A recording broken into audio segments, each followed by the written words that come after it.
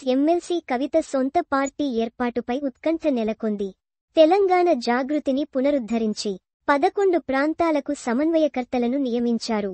BRS నేతలు కవితను బుజ్జగించే ప్రయత్నం విఫలమైంది. బీజేపీ నేత రఘునందన్ రావు కీలక వ్యాఖ్యలు చేశారు. కవిత యొక్క రాజకీయ భవిష్యత్తు తెలంగాణ రాజకీయాల్లో కీలకంగా మారుతోంది. సొంత పార్టీపై అసంతృప్తితో ఉన్న బీఆర్ఎస్ ఎమ్మెల్సీ కవిత దారెటు అనే అంశంపై ఉత్కంఠ కొనసాగుతోంది. పార్టీతో దూరంగా ఉంటున్న కవిత సొంత పార్టీ దిశగా అడుగులు వేస్తున్నారనే ఊహాగానాలు తెలంగాణ రాజకీయ వర్గాల్లో జోరందుకుంది. ఇక నిన్న కవితతో బీఆర్ఎస్ రాజ్యసభ సభ్యుడు దామోదరరావుతో పాటు party legal cell in-charge Gandra Mohan Rao సమావేశమయ్యారు. కవితను బుజ్జగించేందుకు ఆ ఇద్దరు నేతలు ప్రయత్నించినా ఫలితం లేకుండా పోయిందని తెలుస్తోంది.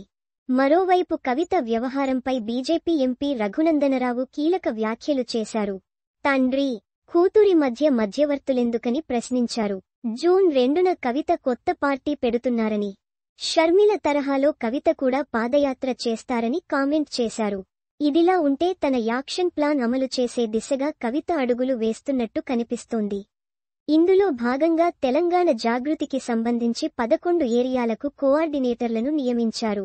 సంస్థను కాపాడటమే ధ్యేయంగా సింగరేణి జాగృతి ఏర్పాటు చేశామన్నారు. టీజీబీకేఎస్తో సమన్వయం చేసుకుంటూ పనిచేస్తామని, కార్మికుల సంక్షేమమే లక్ష్యంగా కార్యాచరణ ఉంటుందన్నారు. మోదీ కోసమే సీఎం రేవంత్ పనిచేస్తున్నారని విమర్శించారు. ఇటీవలే ఆమె బీఆర్ఎస్ అధినేత కేసీఆర్కు వ్యక్తిగతంగా రాసిన ఒక లేఖ లీక్ అయిన విషయానికి తెలిసిందే.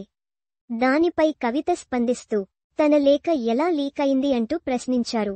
పార్టీలో కోవర్టులు ఉన్నారని, కేసీఆర్ దేవుడే కాని ఆయన చుట్టూ దెయ్యాలు ఉన్నాయంటూ మండిపడ్డారు.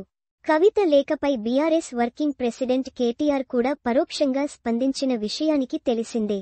ఎవరైనా లేఖలు రాయొచ్చని, తమది ప్రజాస్వామ్యం ఉన్న పార్టీ అని, అయితే సమస్యలుంటే అంతర్గతంగా పరిష్కరించుకుంటామని కూడా ఆయన అన్నారు.